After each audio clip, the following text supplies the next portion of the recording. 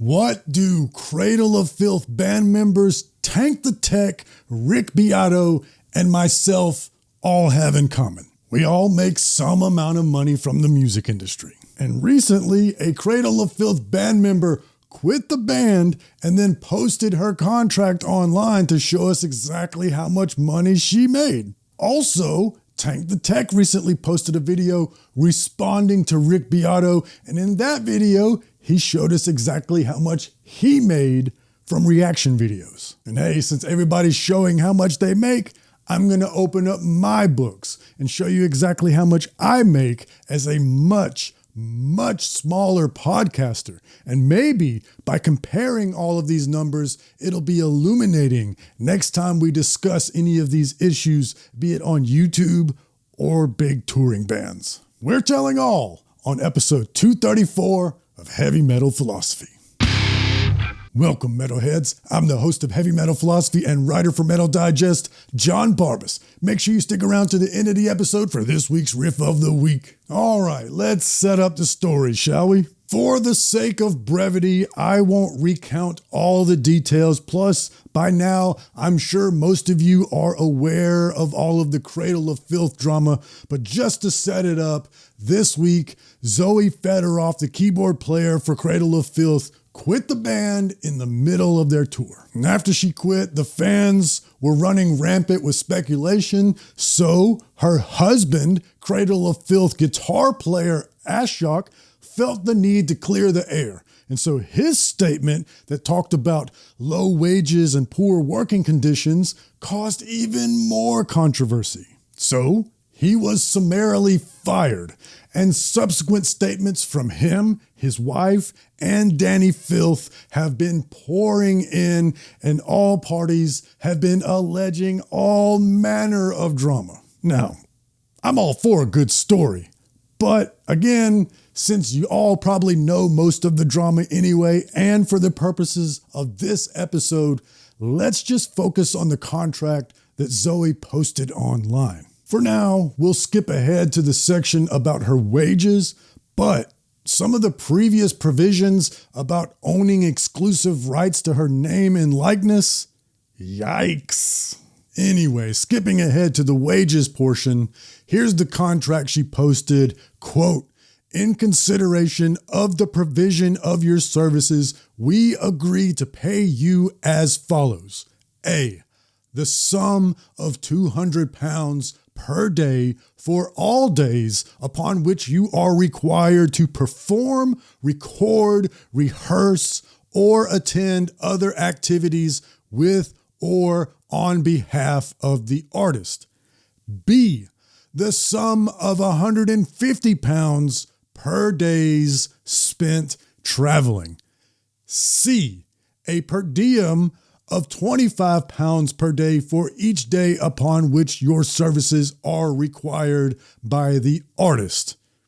D, an annual payment of £1,000 for the use of your image and or performance in videos, merchandising, photographs, or other such promotional materials." Now here it's important to note that this is a contract that Zoe was sent after she asked for a raise, and according to the statements from Danny Filth himself, he agreed to a raise of 25%, which means she was making £160 per gig prior to this contract. And for my American friends, at the time of this recording, £160 is about $216.67. And £200, the 25% raise, is about $270.84, because at the time of this recording, a pound is worth about $1.35. Y'all, that £160 a gig,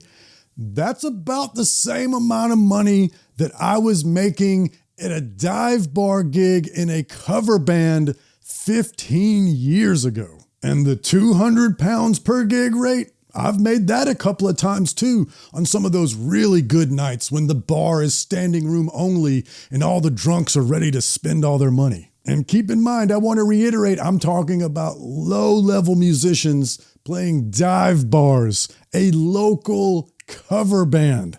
And to be fair, in those local cover bands, I've also made way less money than this. But it should also be said that if I was in a country band, I would have made more money than this. And if I was in a band that played corporate events and or weddings, I would have made multiple times more money than this. And to be fair, it's important to point out that I've never been paid to rehearse. And any time that I was in an original band, I've only ever lost money. In those original bands, even the good paying gigs, they never paid enough to cover all the money that we invested into those original projects. So while this amount that she was getting paid is kind of surprising, it's not really all that surprising.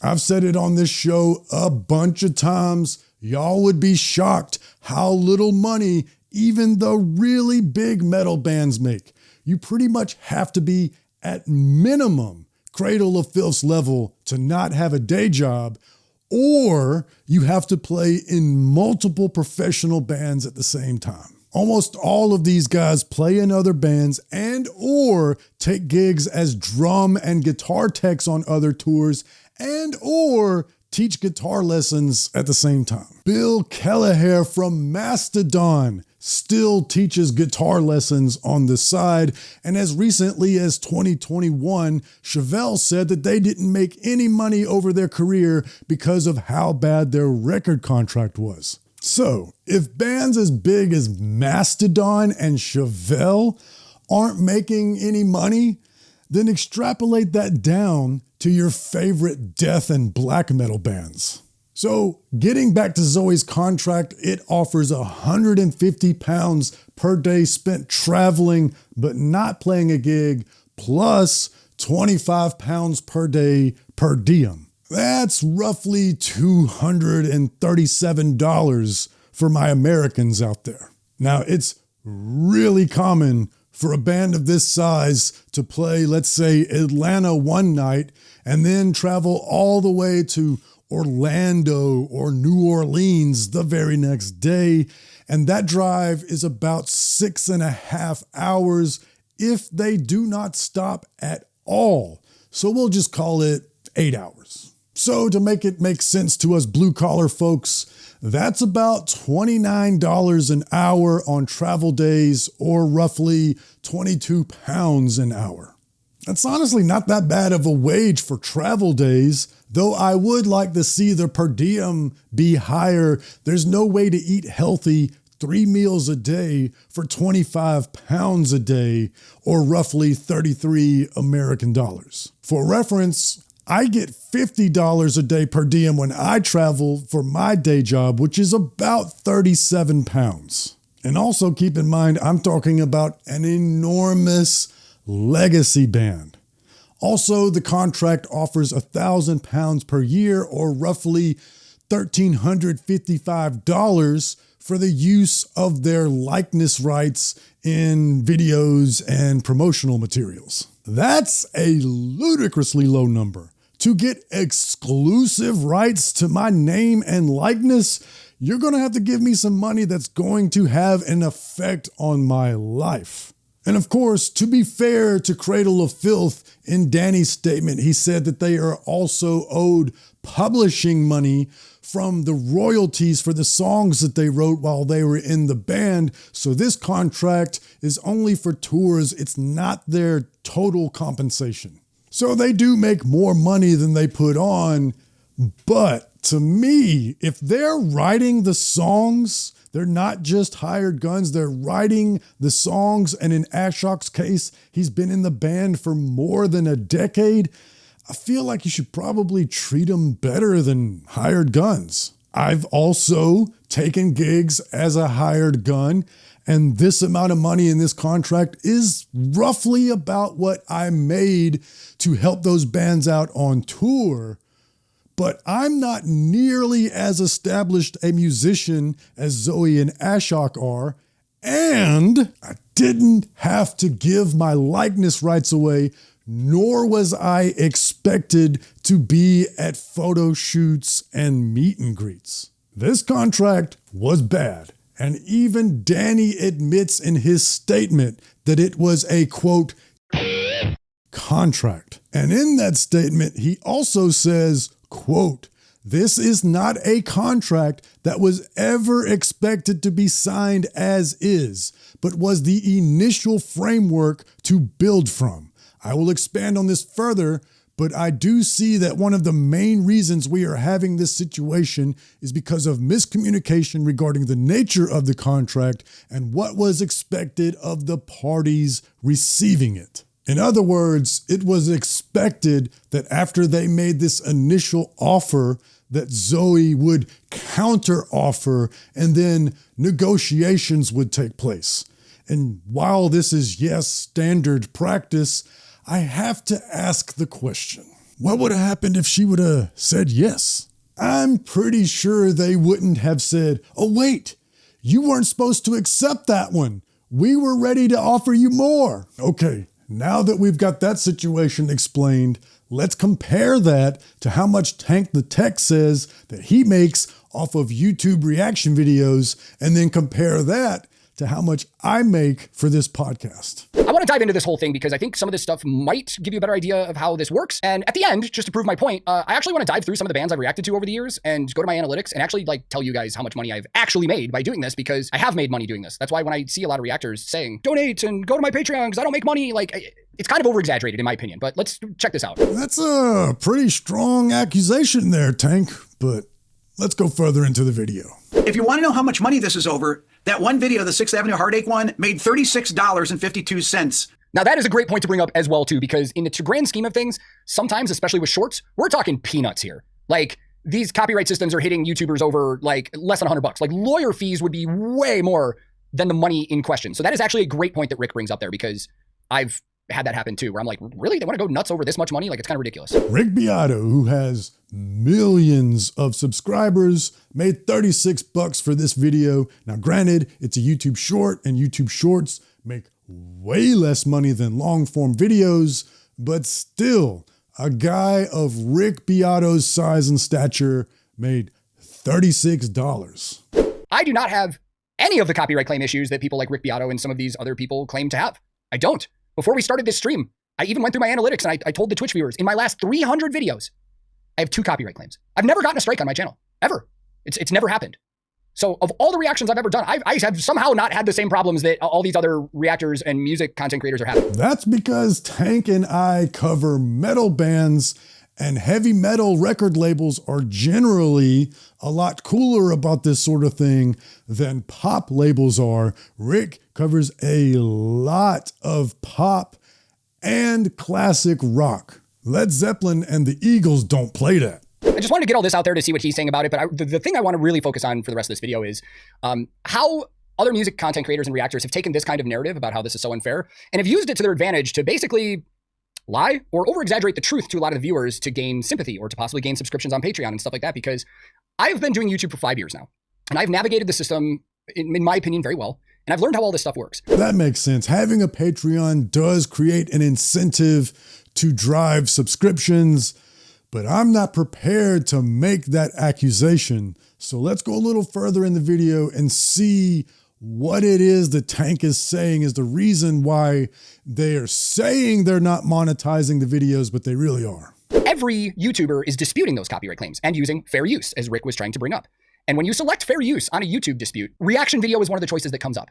So this is a thing now. Reaction videos are one of the categories you can select for arguing disputes. But going back to what I was just saying, disputing a copyright reaction does nothing to your channel.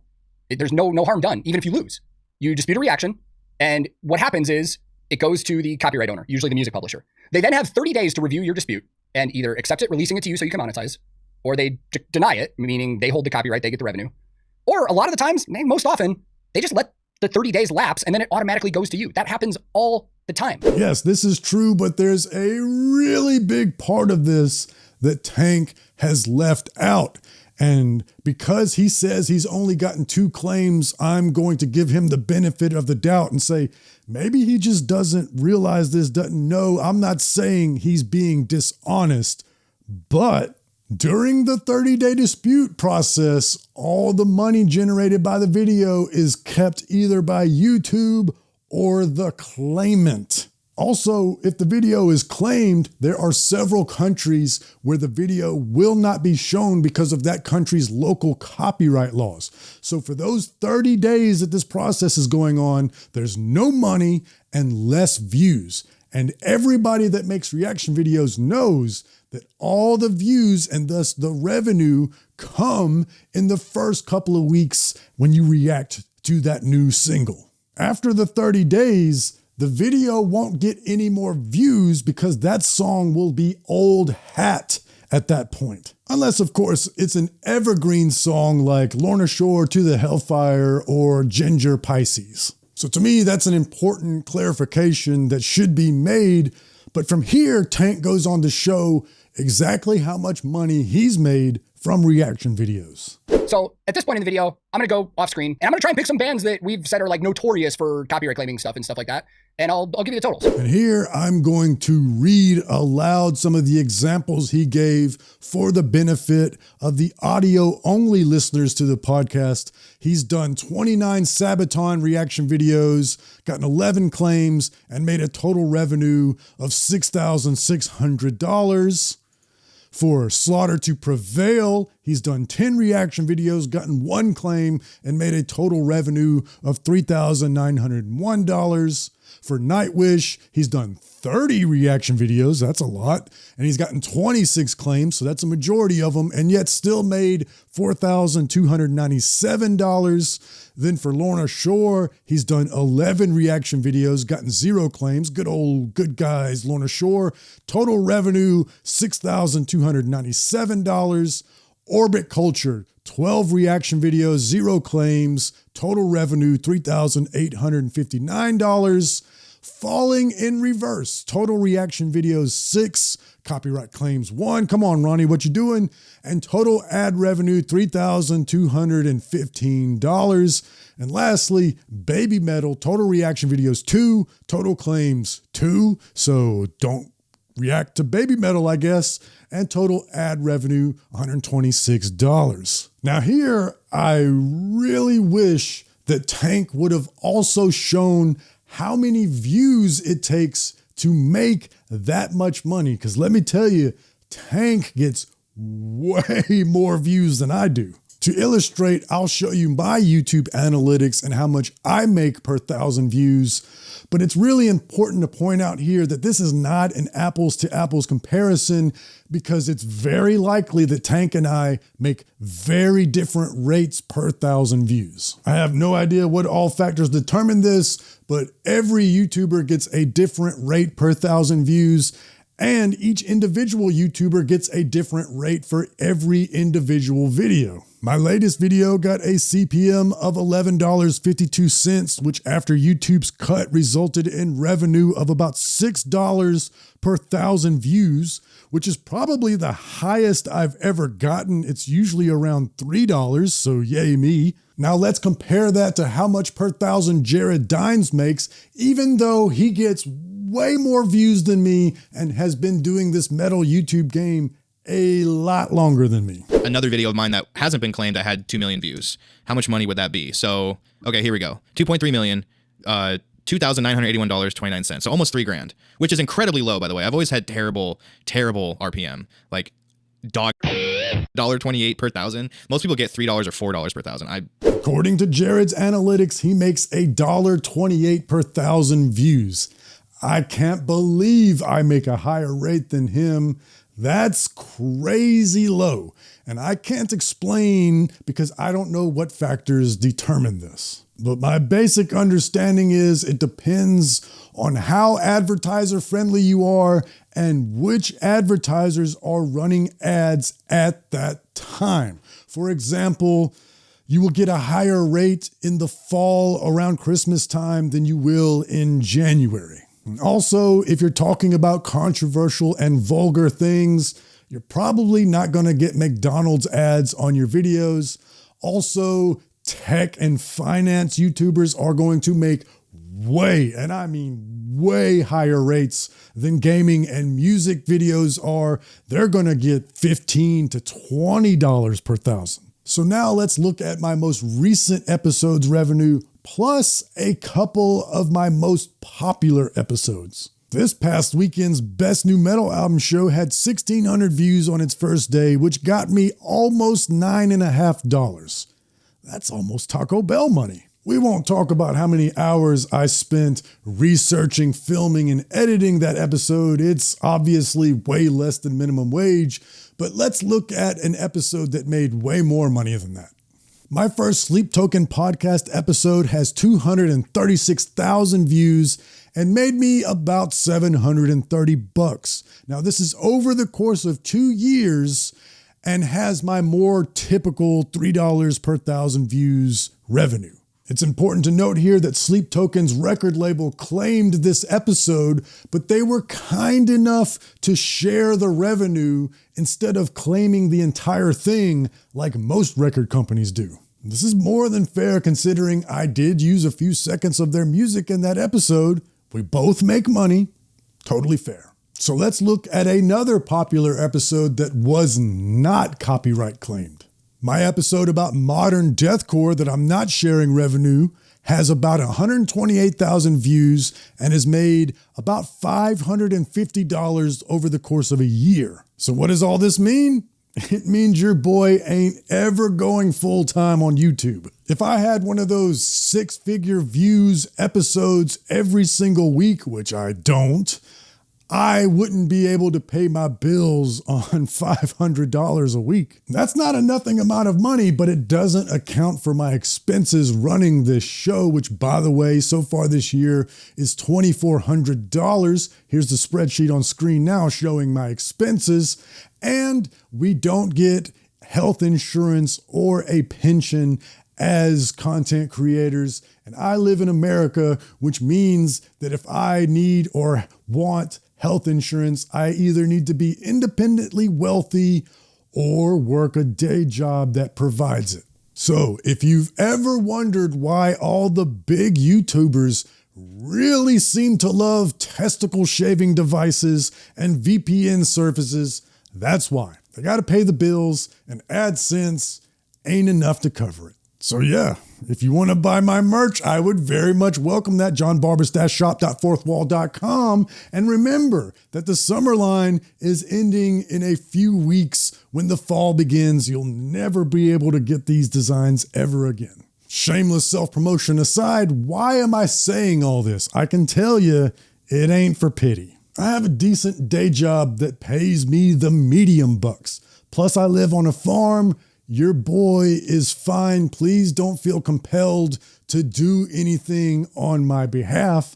I just want people to understand something. It is absolutely insane to say the words sellout to anyone in the extreme metal space. From bands as big as Cradle of Filth to the biggest YouTubers, no one is making any money in extreme metal. Only Metallica and YouTubers getting Mr. Beast level views are making any money. So maybe, just maybe, anybody that covers a big mainstream band, maybe they are genuinely interested in that topic, because it damn sure ain't for the money. Every single dollar that I've made in profit for Heavy Metal Philosophy, I've invested right back into Heavy Metal Philosophy. I have not paid a single solitary personal bill with that money, nor have I bought myself any cool toys. I do this for the love of the game. I've been saying it a lot lately. If a band you like comes anywhere near you, go to the concert, buy some merch. It'll help them a lot more than non-existent record sales. Hell, buy them a beer and or a taco, especially the tacos. But most importantly, read philosophy, listen to metal. I love you. I want your money.